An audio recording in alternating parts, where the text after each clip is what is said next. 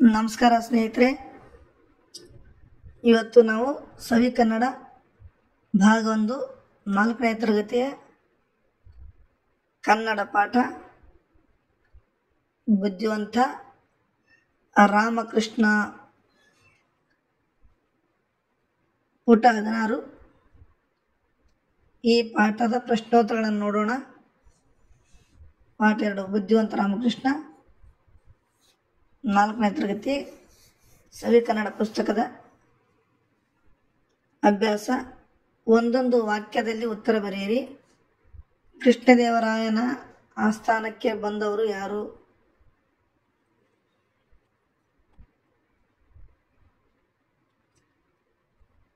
ಉತ್ತರ: ಕೃಷ್ಣದೇವರಾಯನ ಆಸ್ಥಾನಕ್ಕೆ ವಿದ್ಯಾಸಾಗರ ಎಂಬ ಪಂಡಿತ ಬಂದನು. ಪ್ರಶ್ನೆ 2, ವಿದ್ಯಾಸಾಗರನು ಕೃಷ್ಣದೇವರಾಯನಿಗೆ ಹಾಕಿದ ಸವಾಲು ಯಾವುದು? ಉತ್ತರ: ಮಹಾಪ್ರಭು, ನಾನು ನಿಮ್ಮ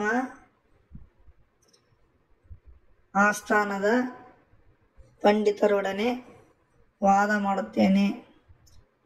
ಪ್ರಶ್ನೆ 3, ವಿದ್ಯಾಸಾಗರನೊಂದಿಗೆ ವಾದ ಮಾಡಲು ಒಪ್ಪಿಕೊಂಡವರು ಯಾರು? ಉತ್ತರ: ತೆನಾಲಿ ರಾಮಕೃಷ್ಣನು ವಿದ್ಯಾಸಾಗರನೊಂದಿಗೆ ವಾದ ಮಾಡಲು ಒಪ್ಪಿಕೊಂಡನು. 4ನೇದು, ತೆನಾಲಿ ರಾಮಕೃಷ್ಣನು ವಾದಕ್ಕೆ ಯಾವ ಗ್ರಂಥವನ್ನು ಆರಿಸಿಕೊಂಡನು? ಉತ್ತರ: ತಿಲಕಾಷ್ಟ ಮಹಿಷ ಬಂಧನ ಗ್ರಂಥವನ್ನು ಆರಿಸಿಕೊಂಡನು. ಆ 2-3 ವಾಕ್ಯಗಳಲ್ಲಿ ಉತ್ತರ ಬರೆಯಿರಿ.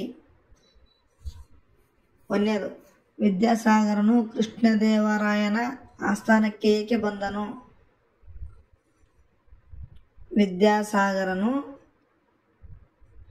ಕೃಷ್ಣದೇವರಾಯನ ಆಸ್ಥಾನದಲ್ಲಿದ್ದ ಪಂಡಿತರೊಂದಿಗೆ ವಾದ ಮಾಡಲು ಬಂದನು. 2ನೇದು, ವಿದ್ಯಾಸಾಗರನ ಮುಖ ಏಕೆ ಅರಳಿತು? ಉತ್ತರ: ತೆನಾಲಿ ರಾಮಕೃಷ್ಣನು ವಾದ ಮಾಡಲು ಒಪ್ಪಿಕೊಂಡಿದ್ದಕ್ಕೆ ವಿದ್ಯಾಸಾಗರನ ಮುಖ ಅರಳಿತು. 3ನೇದು, ತಿಲಕಾಷ್ಟ ಮಹಿಷಬಂಧನ ಎಂದರೇನು? ಉತ್ತರ: ತಿಲಕಾಷ್ಟ ಎಂದರೆ ಎಳ್ಳಿನ ಕಡ್ಡಿಗಳು. ಮಹಿಷಬಂಧನ ಎಂದರೆ ಎಮ್ಮೆ ಕಟ್ಟುವ ಹಗ್ಗ. ಇದೇ ತಿಲಕಾಷ್ಟ ಮಹಿಷಬಂಧನ. ಈ ಕೊಟ್ಟಿರುವ ಮಾತನ್ನು ಯಾರು ಯಾರಿಗೆ ಹೇಳಿದರು? 1ನೇದು, ಈ ವಿಷಯ ಮೊದಲೇ ತಿಳಿದಿದ್ದರೆ ನಾನು ಇಲ್ಲಿಗೆ ಬರುತ್ತಲೇ ಇರಲಿಲ್ಲ. ಈ ಮಾತನ್ನು ಯಾರು ಹೇಳಿದರು? ವಿದ್ಯಾಸಾಗರನು ಹೇಳಿದನು. ಯಾರಿಗೆ ಹೇಳಿದ?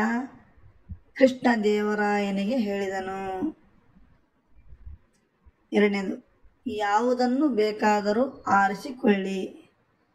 ಈ ಮಾತನ್ನು ಯಾರು ಹೇಳಿದರು? ವಿದ್ಯಾಸಾಗರನು ಹೇಳಿದನು. ಯಾರಿಗೆ? ತೆನಾಲಿ ರಾಮಕೃಷ್ಣನಿಗೆ ಹೇಳಿದನು. 3ನೇದು, ಇದು ನಮ್ಮೂರಿನ ದನ ಕಾಯುವ ಹುಡುಗರಿಗೂ ಗೊತ್ತು. ಈ ಮಾತನ್ನು ಯಾರು ಹೇಳಿದರು? ತೆನಾಲಿ ರಾಮಕೃಷ್ಣನು ಹೇಳಿದನು. ಯಾರಿಗೆ? ವಿದ್ಯಾಸಾಗರನಿಗೆ ಹೇಳಿದನು. 4ನೇದು, ಮಹಾಪ್ರಭು, ಏಕೋ ನನ್ನ ದೇಹಾರೋಗ್ಯ ಸರಿ ಇಲ್ಲ. ಈ ಮಾತು ಯಾರು ಹೇಳಿದರು? ವಿದ್ಯಾಸಾಗರನು ಹೇಳಿದನು. ಯಾರಿಗೆ? ಕೃಷ್ಣದೇವರಾಯನಿಗೆ ಹೇಳಿದನು. ಭಾಷಾ ಚಟುವಟಿಕೆ. ಮಾದರಿಯಂತೆ ಕೂಡಿಸಿ ರಚಿಸಿ ಬರೆಯಿರಿ. ಮಾದರಿ: ಎಮ್ಮೆ ಪ್ಲಸ್ಗಳು ಎಮ್ಮೆಗಳು. 1ನೇದು, ಕಟ್ಟಿಗೆ ಪ್ಲಸ್ ಗಳು ಕಟ್ಟಿಗೆಗಳು. 2ನೇದು, ಮುಖ ಪ್ಲಸ್ ಗಳು ಮುಖಗಳು.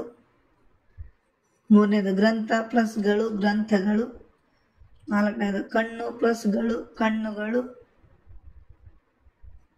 ಈ ಕೆಳಗಿನ ವಾಕ್ಯಗಳನ್ನು ಸರಿಪಡಿಸಿ ಬರೆಯಿರಿ.